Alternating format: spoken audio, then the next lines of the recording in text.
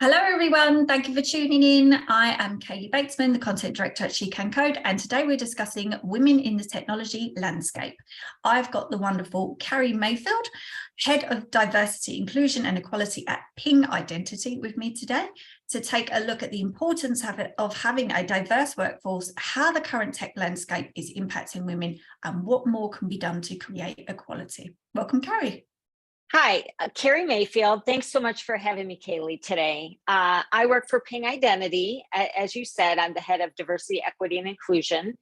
At Ping Identity, we champion identity to enable secure, extraordinary digital experiences for our customers and our employees. I've been in the diversity, talent, and learning and development space for 25 years in a variety of industries, in insurance and health benefits and financial services, and now in the tech industry, tech and identity industry. What I enjoy most about my role is helping create data-driven strategies for the company to help really drive diverse talent, bringing in talent, moving talent up, and retaining talent and engaging them. So it's really exciting for me in my role to meet with leaders on every level, bringing and engaging our diverse talent to their fullest. Amazing. It's lovely to hear as well that you came from a background where you had one of those, as they say, squiggly careers, where you kind of went through different industries and then made it to tech. Was there something about tech that drew you in? Was it the role or just the industry? So that's a great question. I got my start originally in learning and development, developing training. What I really enjoyed about my role at the time was I got to work on different projects, developing training around different topics within the companies. And so as my role grew over the years, it evolved into diversity training, and then also diversity strategy, learning and development. And that's really what's kept me excited about my work in corporate America, I'll say, is it translates, no matter what the industry is, it translates cross industry as it relates to inclusion and making sure that we have inclusive workplaces for every employee. So that's really kind of what brought me to tech. I hadn't had the opportunity to work here, and a couple of years ago, a wonderful opportunity opened up here at Ping Identity in Denver, our headquarters. So I've been here for the past couple of years. Amazing. Yes, we do love to hear the roots in, because I think a lot of ladies, they feel if I didn't graduate with a computer science degree, then I can't go into technology. So the more stories that we hear about how ladies make it in, it's just so encouraging to hear that you don't have to take that one route. Exactly. And I've been fortunate, as well as many of I would say in our company, Ping Identity, are fortunate to be able to kind of learn on the job. Yes, you have some basic skill sets that you bring to the table when you start a new role, but there's always lots of opportunities to explore kind of different projects or programs or working on different teams, especially within our company. And I think that's one of the really neat things about working at Ping is having that flexible opportunity to work on different projects and programs, as I said. Yeah. And today we're going to be discussing the women in tech landscape. So I want to jump straight in and ask you, why do you think it is so important to have a diverse range of employees? So it's important to have a range of employees. We have to have, it's really about business and innovation. That's one of the things that drives diversity and inclusion within companies is there's been many research studies done that shows more diversity that you bring to the table are going to increase your business and innovation. And so that includes, and I will say, here in the States, we talk a lot about women and people of color, racial and ethnic diversity. I'm sure it's very similar in the UK as well. But when I think about it from a kind of a broad range. So I think about women, people of color. I think about LGBTQ plus status. I think about backgrounds, thinking styles, socioeconomic status. age, generation, etc. So it's really a range that you're trying to bring to the table within the company. And as well, I think sometimes people think, businesses think that's good for us. It's good having diverse employees, but I think it brings so much to the team as well. It just, when I've worked at companies, I worked at an American company, funny enough, and we had a really large international, very diverse team. And it was so much fun to be a part of because there were so many different cultures and languages spoken. And, it just made everything more fun and exciting and fast paced. And I think a lot of people jump in and they think businesses, obviously, they are as you mentioned, there's lots of research that is moving things forward, that it can increase your bottom line to have a diverse team, obviously, but I think from the employee side as well, it's just being on a much well-rounded team is far more fulfilling for you as well. And if I could just add on to that, I've actually had several people over the years have said to me, I learn the most about different cultures and different experiences through the teams that I work with at work, because I'm immersed into kind of this variety of individuals of wonderful talent that I work with. Whereas I go home, I live in the same place. I only come across the same few individuals. It's harder for me to kind of branch out and seek out people who may be different. Whereas in the workplace, it actually gives me a real opportunity to meet others who are different and learn and actually, create relationships and build friendships. So I completely agree with you. Yes, it's incredibly important what company you pick, excuse me, and why you choose them, and what it adds to your day. And so how then can companies, what can they do to attract more diverse talent to their teams? So we've actually been working on that since I joined our company, and I'm at my prior company. We focused on kind of how we're bringing in and diversifying the talent coming in the door.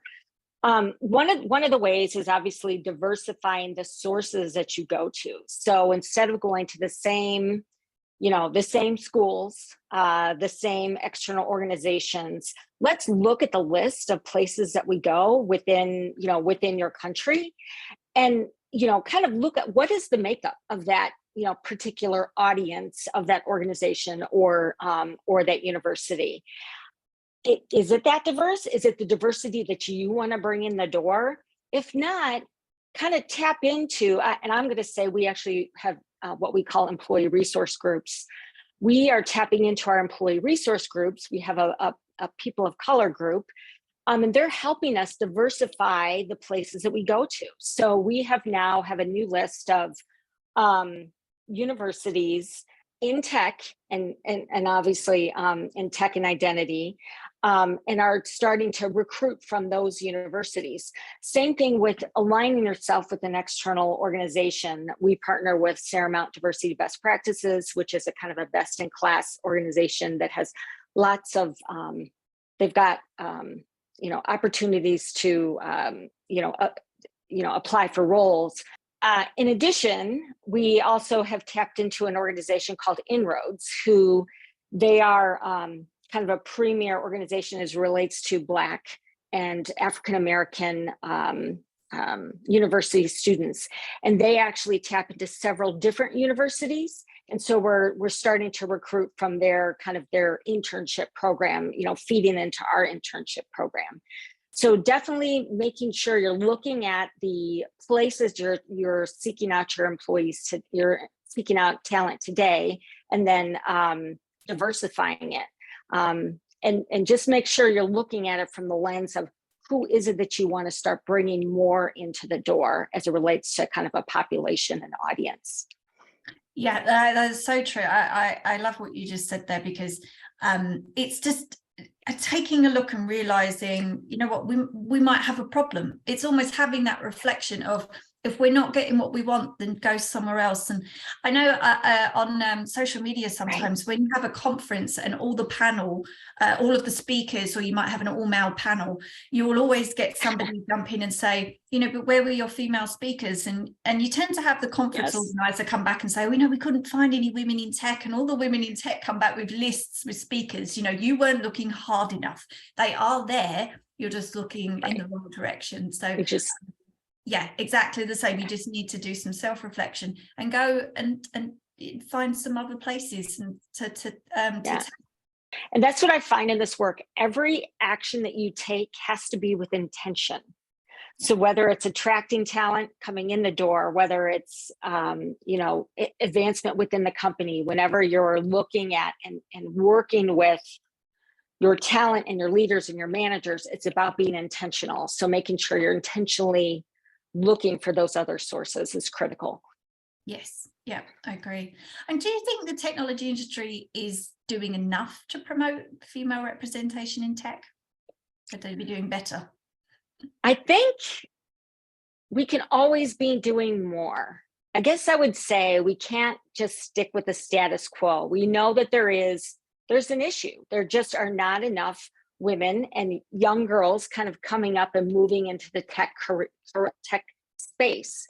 So we do know that there is a shortage, but there's so much more that we should be doing and can be doing to making sure that we're, you know, seeking out those individuals and helping support and develop them. That's one of the things that, you know, working at Ping Identity, we're really excited about. We work with external organizations to get young girls excited about STEM. We know that we can't start in college. Even high school's too late. You got to start at much more of a junior age to get them excited. So there's a lot more that we should be doing, but that's just just one way that we can, you know, kind of help start to change the landscape, if you will, and bringing more girls and women, you know, up into our STEM programs. Yes, I completely agree. I think there's still so much work as well that needs to be done with the ladies that are already here and how we retain them. And, you know, there's been so much research around women in tech that leave in their 30s. You know, they might have studied tech, they've gone into the career, and then they kind of start reaching middle management and they decide to leave the industry. And, you know, what are those companies doing to make those women feel like they have to leave? How do we keep them? Yeah, I would say definitely one of the actions that we need to take is make sure that our company is flexible, providing flexible working options for your employees. Now that's women, it's men as well. But since we're talking about women, it is critical that we provide flexibility in the work that we do. You know, as you know, it's not 9 to 5 or 8 to 5 anymore. It's 24/7. But by helping our women, you know, in our companies feel empowered to own their workloads, to own their plans and their schedules. We've got a lot of smart, talented women in the workplace, and we need to keep them. So we have to provide those kinds of opportunities. That's one of the things I'm super excited about working with my company, where, you know, we've received, awards internally and externally, you know, that we are a flexible organization. We've got many, it's a smaller and growing tech firm, many younger females, you know, just starting out of college have moved their way up, and many that are in their 30s now, you know, having families. And so, you know, by, you know, letting them know that, hey, you have a place here, and we have, we can make this work for you and for us. It's just a kind of all in the planning. So I would say that's probably one of the most important ways of making our women feel like they can, you know, stay and want to stay and be excited about staying. Yeah, and I think that trickles down from the top, doesn't it? That culture, that flexible culture. Yes. If you see your boss, whether they're male or female, being flexible, that they need to go home, they need to do the school run, you know, they block out their calendar at certain times. If that's from the top, everybody else below feels like, I'm allowed to be that flexible, and I'm going to be loyal because my company allows me to be that flexible. Yeah, absolutely. The role modeling from the top is critical. And I've seen it over and over again. Many men are taking time off at the end of the day to go to their soccer, or, baseball practices. So it definitely works. It's definitely kind of the philosophy you need to embed in the company, that it's about that role modeling from the top. Yeah. Yeah. And you mentioned a little bit about younger girls and the work that Ping Identity do in that area as well. And obviously we all know that getting more girls into tech is an important aspect of increased female representation. But how do you think we can get more girls interested in tech? Is that something to do with school, parents, lots of things? What do you think it is? Right, all of the above. Yeah. I would say. Yeah. I had just mentioned, and I'd just like to talk a little bit about this organization that we partner with. It's called Girls in Science. It's a nice example, because I'm sure there's other examples in other cities, but it's a nice example here in Denver. For 11 years now, we've been partnering with CBS4, which is our local television station. And then the past couple of years, are one of our Denver museums, and we've been a premier partner and presenter within this particular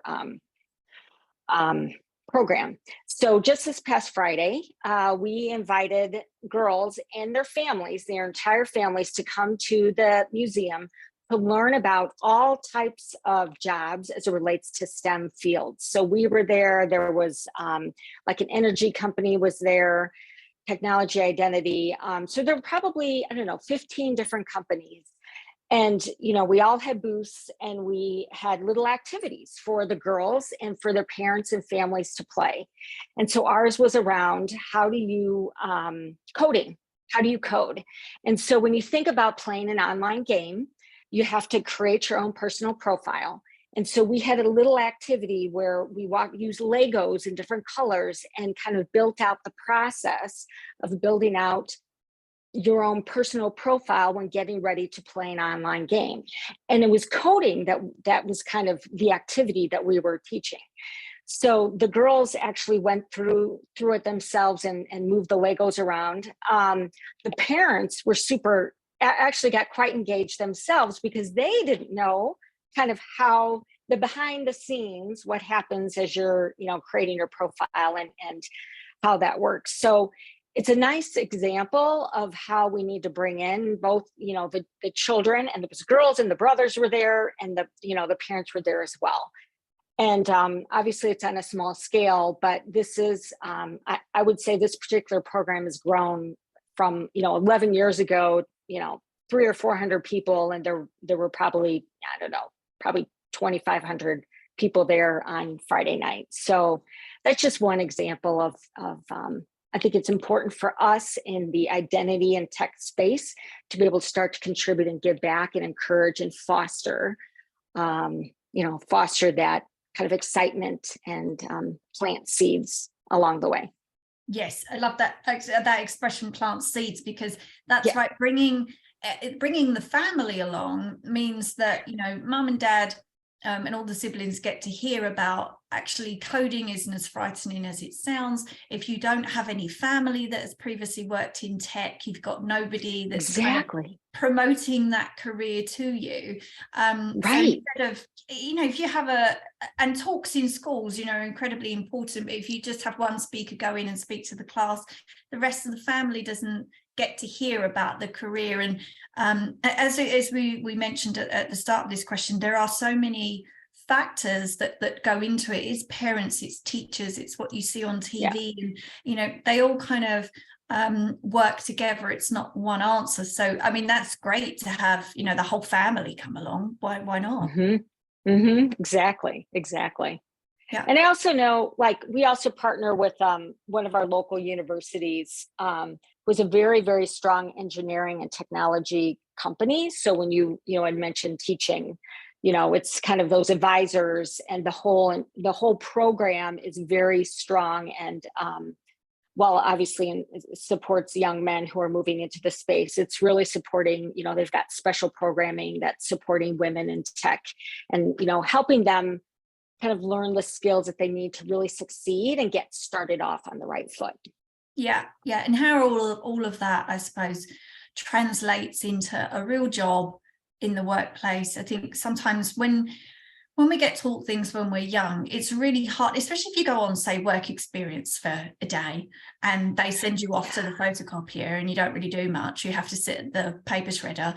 You don't really get to translate, what actually the skills that you learn on those days, how it's meant to translate into your first job and what that looks like. But it's so much better to immerse, a child into it and talk them through what their job, what their career in tech would look like. So I definitely feel like we need to start much earlier. Yes, definitely. I mean, in recent years, obviously we've had the pandemic, we've had mass resignations, we've had quiet quitting, which is a phrase that I like, and obviously now we've had a huge number of tech layoffs most recently. Do you think these are having a negative impact on diversity in tech? I think it's where we are now. I think there's a lot of people concerned about it, that, oh my gosh, that there's so many layoffs. Here's the next big company, the next big tech company that's laid off. And there's been one after another over the past few months.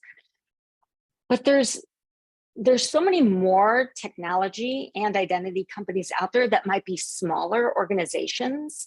And so many of these people who did get laid off, ended up finding a new job within the next, couple months at another, maybe a smaller organization. Many of them ended up getting paid more than what they were getting paid at the prior organization. So, we're definitely in this state of uncertainty and this challenging economic environment. But I do think it's temporary. I think we're going to kind of, just like any industry, we're going to ride the wave. And then, down the road, it's going to kind of level off. But I think there's still so many opportunities in other companies, especially smaller and mid-sized firms, that people perhaps just didn't even explore and now are exploring and find out, hey, there's a whole nother kind of industry that I could be working in. So I don't know. I like to be positive about it. And I just feel like, time will tell, but I feel like there's just so many opportunities that people just need to kind of step back and reflect on what they really want to do and be open to exploring new opportunities and go for them. The tech industry is quite open as well to transferable skills. I mean, at the start of this, we spoke about your career route and that you do hear about, people that have come from all different types of career backgrounds into tech. So you would hope that, a lot of those layoffs have sent people in other directions and they've used skills and moved into, different areas of technology, and hopefully that's quite welcomed. But I hope that companies as well are taking this moment to just reflect on what their company looks like and how do they build that around, we've had these layoffs, so we're going to build back. How do we do that? And what is our team going to look like? You can only pray that companies are doing that, but we'll see after some research comes out after this period. So well, I do believe very strongly that tech companies are still committed and will continue to be committed to diversity in tech. Our world is just becoming more diverse based on who we are and where we live and who we've met. So, I don't think that's ever going to go away. I think most tech companies are going to continue to have a focus and a priority around diversity and inclusion. And I think that's it's critical. And I do believe that's something that companies will still value going forward. Yes. Yeah. It's going to be really interesting to start seeing what is happening around these layoffs. I did see a headline today. I didn't read into it, but it was about that the layoffs in Europe are affecting females disproportionately in tech. So I think some companies are starting to actually look at what's happening, and perhaps, the roles that are being cut happen to be affecting more females from that particular report. So we'll see what happens. But as we say, technology moves so fast, the industry moves so fast. So, there's always something new. Yeah, right. What do you think the future landscape looks like for women in tech? I mean, we've spoken a little bit about layoffs, but there are lots of positives still about working in the industry. I know.